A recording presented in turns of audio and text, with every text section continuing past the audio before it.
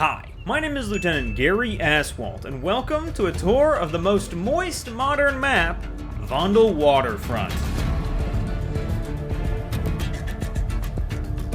Welcome to Vondel. Again, except this time, instead of just a random street, Vondel Waterfront takes us to the south side of the city for a nice candlelit dinner on the water. A simple place where happy hour lasts most of the afternoon, fish tanks are bulletproof, and each resident is gifted their own lifeboat upon signing the lease. Waterfront is a medium to small sized map, offering various medium to small sized engagements, keeping you on your toes, but not so much so that you develop foot arthritis. Threading the needle between a coked out, microscopic shipment and a frostbitten mattress store snooze fest like Expo.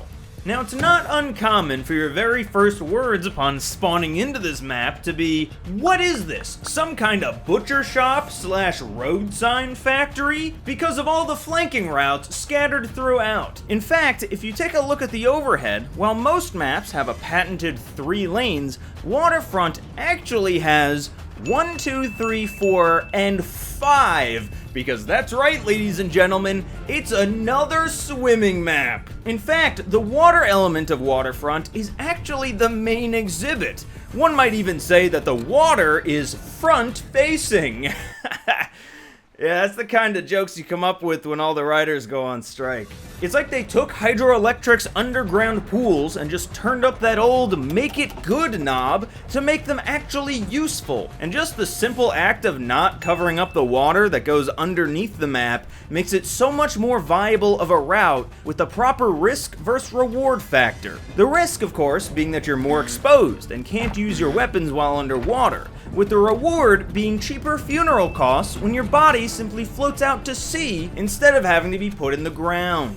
Back on land, the docks are mostly flat, with a ton of open space, but even more scattered cover to slide, dive, and lie behind. But be careful when running around like a chicken with its dick cut off, because there's gaps and holes between the docks that you'll have to carefully jump if you want to make it anywhere in a decent amount of time.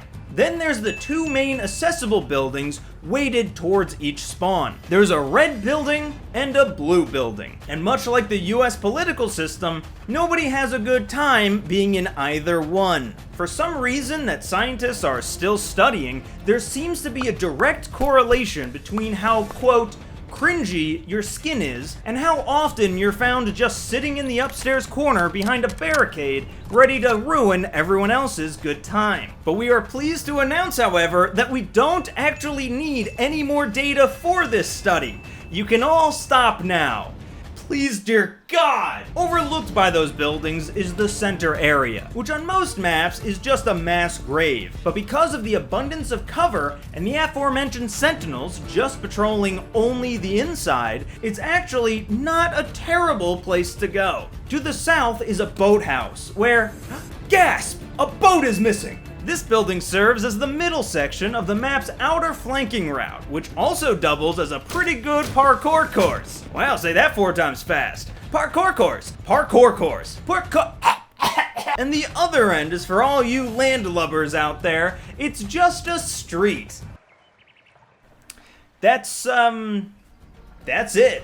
And that's actually where I'll end today's tour. Thank you so much for watching. If you enjoyed, check out the last one we did on Showdown. And everyone else can exit through the gift shop, where we have all the gamer bathwater you can drink.